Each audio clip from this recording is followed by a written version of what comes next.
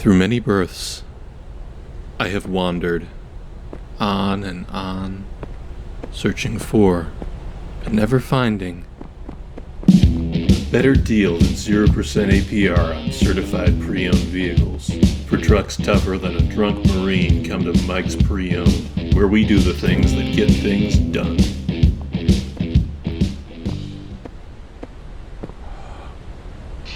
Kubla Khan received an ornate letter signed by Marco Polo. In Madrid, city of lost things, no item remains where it was set. If one drops his key in the dirt, he may never re-enter his home, and even if he manages to stoop and recover the key, he may rise to find a tulip garden where his house once stood. In complementary fashion, things lost by others are forever turning up. A pocket watch on a coffee table, a fond memory in your recollection. I even know of a prince who turned up in a prison cell. When he appealed to the guards for his release, he failed to find the crown on his head, and when he was asked his name, he searched his thoughts, but could not find it. Indeed, the only hope now for the release of this Prince of Spain is for you to send back 300 ducats for his release. Of course, he will reward you handsomely once he is out. Yours truly, Marco. Kubla Khan cocked an eyebrow and declared before his court, "Hey everyone, looks like we're about to get ripped off by the guy who traded gold for paper." The court erupted in booming laughter. Italo Calvino, Invisible Cities 2, this time it's visible.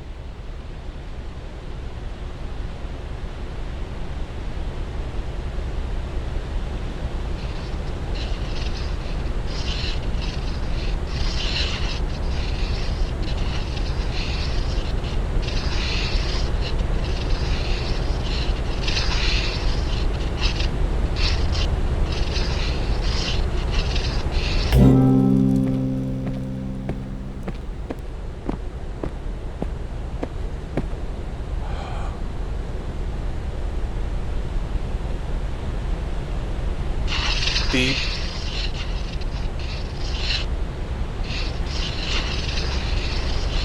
Beep. Beep. Beep. You're right there. I mean, beep. Beep. Come on, beep.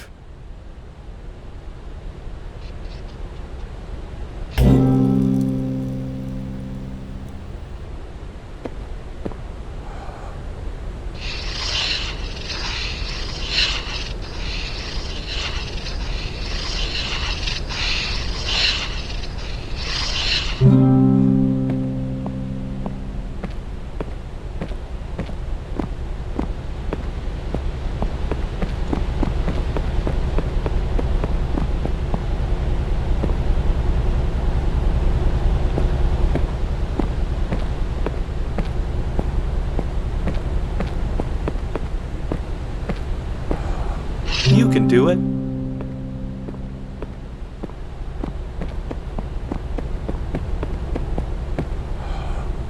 Go on, get... Don't look at me.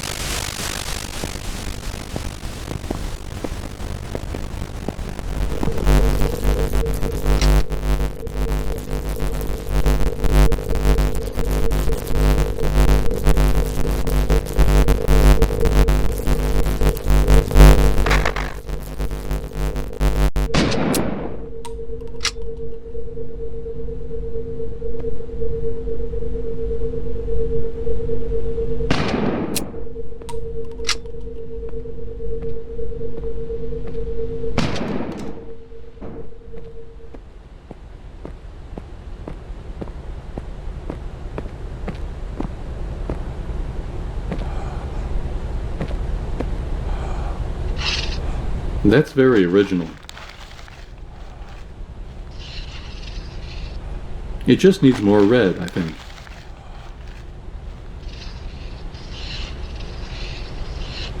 Try adding some more stuff.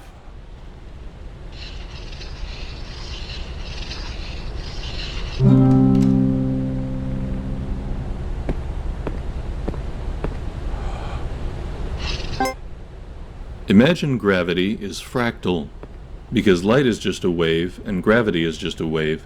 So imagine there's a big piece of glass that splits up gravity like a prism, so that there's like blue gravity and yellow gravity, and then somebody gets hit by the red gravity, and it makes them super heavy, so they have super strength, but like they're also really slow. And another guy gets hit by microwave gravity, so he's trying to zap everybody, and just when he's about to zap the main guy, we see a lady come out, and she turns out to be Ultraviolet Girl, and she has super speed, so she beats him. And it, like, also gave her giant cans. Thomas Pynchon, Gravity's Rainbow. The notion of two realities is uncomfortable, and in recent decades a genuine effort has been made to find the link between quantum and classical, so that we can have a single reality whose laws and rules are united at some deeper level. This brings us back to prayers. Let's say that a prayer is a classical event, or feels like one. You, a unique individual, have a particular request, which you voice in words that no one else is speaking at that instant. What if this classical event gets processed at a non-local level? The notion isn't far-fetched, because it seems that the mind-body link does consist of fluctuations at the quantum level. If this is...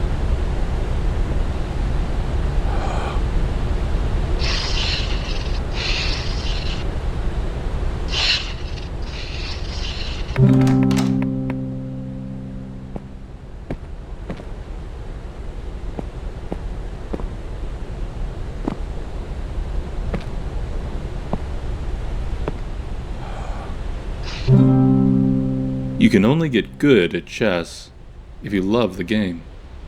Grandmaster Bobby Fischer. I hate chess. I hate chess. I hate chess. World Champion Bobby Fischer.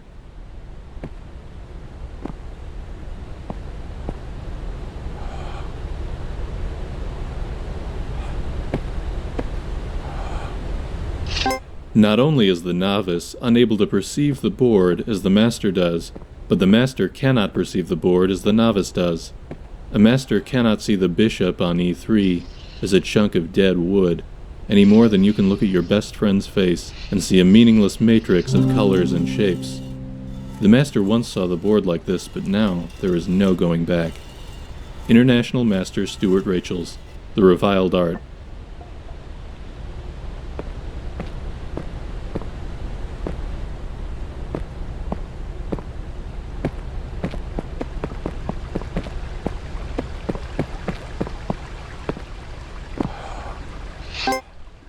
A ship owner was about to send to sea a venerable old ship. He knew that her barnacled hull, however, had often needed repairs, and doubts were suggested to him that possibly she was not seaworthy. The conscientious old captain thought at once to have her thoroughly refitted, even though it should put him at great expense. Before the ship sailed, however, he managed to stifle these bothersome misgivings, and said to himself that she had gone safely through so many voyages that it was idle to suppose that this trip should be any different. He put his trust in Providence, and banished from his mind all ungenerous suspicions about the honesty of the ship's builders, and in such ways he acquired a sincere and comfortable conviction that his vessel was altogether safe and seaworthy. He watched her departure with a light heart, encouraging the crew to dream of the profits that this voyage would return. And he got his insurance money when she went down in mid-ocean and told no tales. What shall we say of him? Surely this, that his belief in the safety of his ship was justified because it was grounded in repeated practical experimentation rather than the hubris of rationalistic a priori belief. It is admitted that he put his confidence in the builders of this vessel, but even this confidence was misplaced, for these were the selfsame charlatans who sought to sell him gratuitous repairs later on, and Big Ship is always trying to get one over on the little guy. Further, we may see that the ship is religion, and the shipwright is Richard Dawkins. The crewmates are empiricism, and the barnacles are Neoplatonism, and the captain of that ship was Albert Einstein. What the hell was I talking about?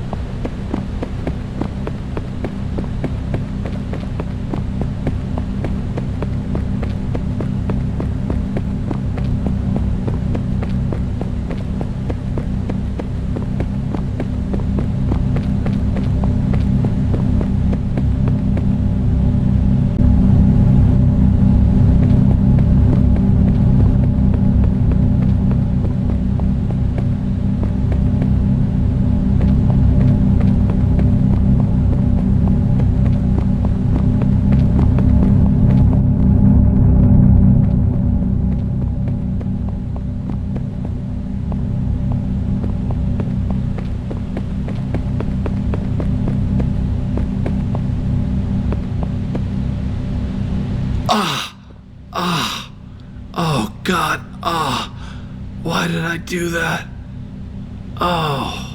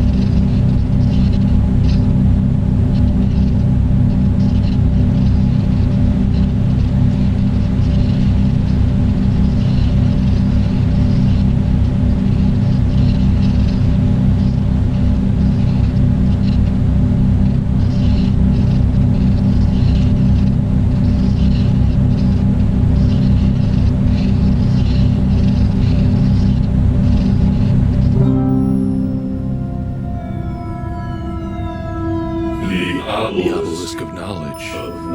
The Obelisk of Knowledge. Still on Wixelbite. The stones. What's the... Stones of reflection. Oh wait, it's a giant cow.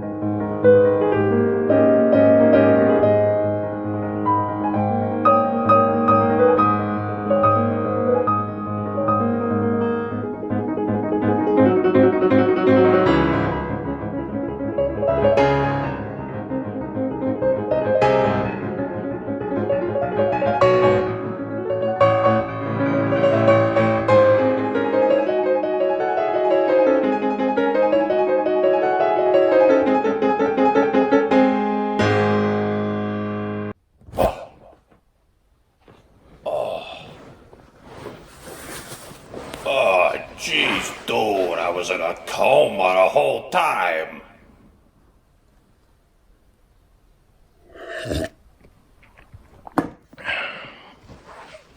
Whoever did this has gotta be some kind of whiz with the computers.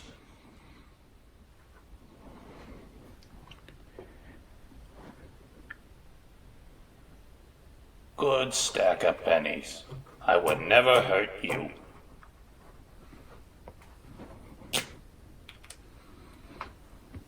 Let's see. Easy one.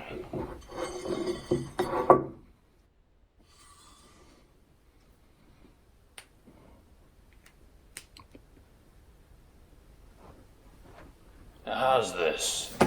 Nerd shit. Nerd shit. Now that's a book.